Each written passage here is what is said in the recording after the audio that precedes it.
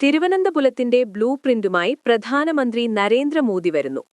വൻ റോഡ് ഷോയ്ക്ക് തുടക്കമിട്ട് വിനോദ് താവ്ഡെ കേരളത്തിന്റെ തിരഞ്ഞെടുപ്പ് ചുമതലയേറ്റു. നമസ്കാരം, കേരള ഡെയിലി ന്യൂസിലേക്ക് സ്വാഗതം. കേരളത്തിൽ ഭരണവിരുദ്ധ വികാരം ശക്തമാണ്. ജനങ്ങൾ UDFന് അനുകൂലമെന്ന് NDTV സർവേ ഫലം പുറത്തുവരുമ്പോൾ വൈക്കം സീറ്റിൽ LDFനെ വെല്ലുവിളിക്കാൻ ദളിത് ചിന്തകൻ സണ്ണി M കപ്പിക്കാടിനെ രംഗത്തിറക്കാൻ UDF ഒരുങ്ങുന്നു. അതേസമയം മുസ്ലിം ലീഗ് കൂടുതൽ സീറ്റുകൾ വേണ്ടെന്ന് നിലപാടെടുത്തതും വിവാദ പ്രസ്താവനയെ തുടർന്ന് മന്ത്രി സജി ചെറിയാൻ നിർവ്യാജം ഖേദം പ്രകടിപ്പിച്ചതും ശ്രദ്ധേയമായി.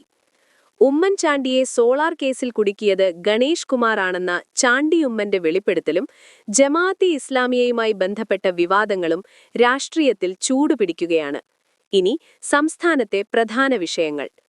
കൊല്ലമ്പുഴ പാലത്തിൽ കൈവരികളില്ലാത്തതും മല്ലപ്പള്ളി ബസ് സ്റ്റാൻഡിലെ ഓട സ്ലാബുകൾ തകരുന്നതും ജനജീവിതം ദുരിതത്തിലാക്കി. കുട്ടനാട്ടിലെ പോള നിറഞ്ഞ തോടുകൾ ടൂറിസത്തിന് തിരിച്ചടിയാകുന്നു. എന്നാൽ ആശ്വാസവാർത്തയായി ബ്രഹ്മപുരത്ത് മാലിന്യത്തിൽ നിന്ന് വൈദ്യുതി ഉൽപ്പാദിപ്പിക്കുന്ന പ്ലാന്റിന്റെ നിർമ്മാണം മെയ്യിൽ ആരംഭിക്കും. ചെലവിട്ട 3 കോടി പാഴാകുമോ എന്ന ആശങ്കയിൽ കോഴിക്കോട് ആമാംഗുനി റെയിൽ അടിപ്പാത. കൂടാതെ ബസ് ചാർജ് കൂട്ടിക്കൊണ്ട് കർണാടക RTCയുടെ ടോൾ പിരിവ് നടപടിയും പ്രതിഷേധമുയർത്തുന്നു. ഈ ന്യൂസുകളിൽ നിങ്ങൾക്കെന്തു തോന്നി? കമന്റ് ചെയ്യൂ. ശുഭദിനം.